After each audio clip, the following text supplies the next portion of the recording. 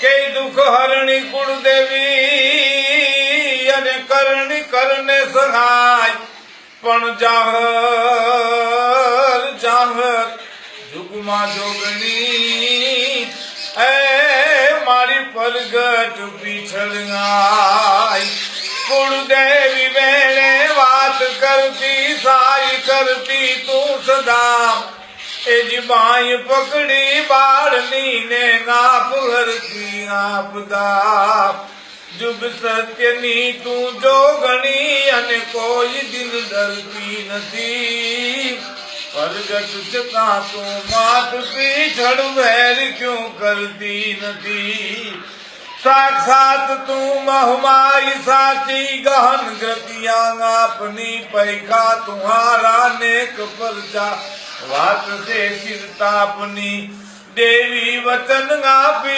दयालु अफड़ तू भरती नथी प्रगट छता तू मात पीछड़ वेर क्यों करती नथी मारी वेर क्यों करती नथी। સૌરાષ્ટ્રની ધરતી એટલે જગદંબાઓની ધરતી, સુરવીરો અને ભક્તોની ધરતી છે. એમાં ગાંધીગીર એને તો અમારા કવિઓએ કીધું છે કે આ તો માનું પેટ કહેવાય છે. એ મધગીર અને એ મધગીરમાં જામવાલા જ્યાં માં ભગવતી પીઠળનું જે ધામ છે અને માં ભગવતીની અનન્ય સેવા કરનાર પરમ પૂજ્ય માં લક્ષ્મીમાં એની જે ભક્તિ છે, એની જે શ્રદ્ધા છે, એની જે પૂજા છે, એનું જે અર્ચન છે એ તો તમારે જોવા માટે ત્યાં જવું પડે અને દર્શન કરવા અને અનુભવ. મારે ભૂતકાળમાં મને જે કાંઈ એવોર્ડથી સન્માન કર્યું છે ગુજરાત સરકારે, ભારત સરકારે અને હમણાં ભારત સરકાર તરફથી મને જે સન્માન પદ્મશ્રીનું મળ્યું છે એ મળ્યું છે મને, પણ હું અર્પણ કરું છું મારી ગજવી જ્ઞાતિને, ચાર જ્ઞાતિ, આ ભગવતી.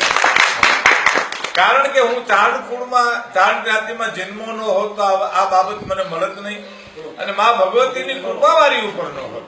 જગદંબાની કૃપાથી આ મને મળ્યું છે એ હું મારી જ્ઞાતિના ચરણોમાં અર્પણ કરું છું. એના પ્રતાપથી જ આ બધું પ્રાપ્ત થયું છે.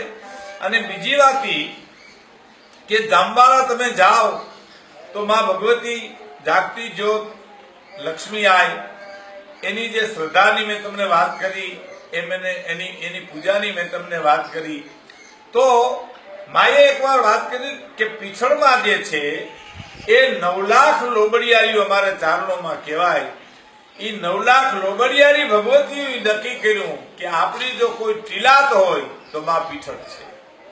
એવડું મોટું બિરુદ પીછળમાં 9 લાખ લોબડિયારીઓ આપ્યું. એ દર્શન લક્ષ્મી માં મને કરાયું. પછી હું બધાને કહું, લોકો રાજી થાય, કારણ કે ઘણાને ખબર ન હોય. તો એ જામવાલામાં દર વર્ષે વસંત પંચમી માં ભગવતી પીછળમાંનો જન્મદિવસ માં લક્ષ્મી ઉજવે. એના મંદિરથી કોઈ ફાળો નહીં, ક્યાંય ફંડ નહીં. અને આપને ખબર હશે, ન હોય તો આપને કહી દઉં કે આ નાણાવારીનો નેહ કહેવાય છે. મારી માં લક્ષ્મીમાં એમ કહે છે કે આ નાણાવારીનો નેહ છે. જ્યાં શું કમી ન હોય, કારણ કે એ તો માની કૃપા જ વરસે છે, માં ભગવતીની જ કૃપા વરસે છે.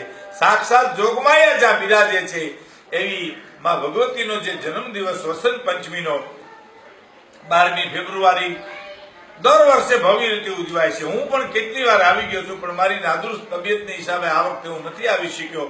પણ એની પહેલા દર્શન કરી અને માં ભગવતીના દર્શન કરીને હું ધન્ય થયો છું. અને હું જેમ મારા જન્મદિવસમાં આવ્યો હોઉં એવો જ મને આનંદ આજે થાય છે. આજ આનંદ, આજ ઉછરંગ, આજ નેનુમાં ને સખી અમારા જામવાળામાં આજ કંચન વરહે મેં, આજ આનંદ, આજ ઉછરંગ, આજ નેનુમાં ને. જય